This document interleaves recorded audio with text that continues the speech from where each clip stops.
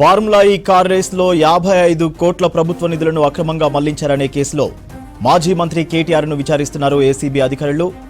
Banjara Hills ACB head ఆఫీస్లో 2 గంటలుగా కేటీఆర్ విచారణ కొనసాగుతోంది. హెచ్ఎండిఏ మాజీ డైరెక్టర్ అరవింద్ కుమార్, బిఎల్ఎన్ రెడ్డి స్టేట్మెంట్ల ఆధారంగా ప్రశ్నలు వేస్తున్నారు. ఈ కార్ రేస్లో ప్రభుత్వం ఎందుకు పెట్టుబడులు పెట్టిందని అడిగినట్టు తెలుస్తోంది. కేబినెట్ మినిస్టర్లు, finance department, RBI guide lines లేకుండా క్యాష్ ట్రాన్స్ఫర్ పై విచారణ కొనసాగుతోంది.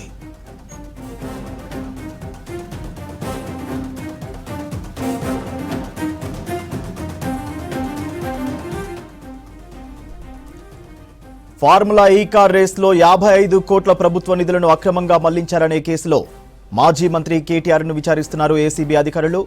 బంజారాహిల్స్ ఏసీబీ హెడ్ ఆఫీస్లో 2 గంటలుగా కేటీఆర్ విచారణ కొనసాగుతోంది. హెచ్ఎండిఏ మాజీ డైరెక్టర్ అరవింద్ కుమార్, బిఎల్ఎన్ రెడ్డి స్టేట్మెంట్ల ఆధారంగా ప్రశ్నలు వేస్తున్నారు. ఈ కార్ రేస్లో ప్రభుత్వం ఎందుకు పెట్టుబడులు పెట్టిందని అడిగినట్టు తెలుస్తోంది. కేబినెట్ మినిస్టర్లు, finance department, RBI guide lines లేకుండా క్యాష్ ట్రాన్స్ఫర్ పై విచారణ కొనసాగుతోంది.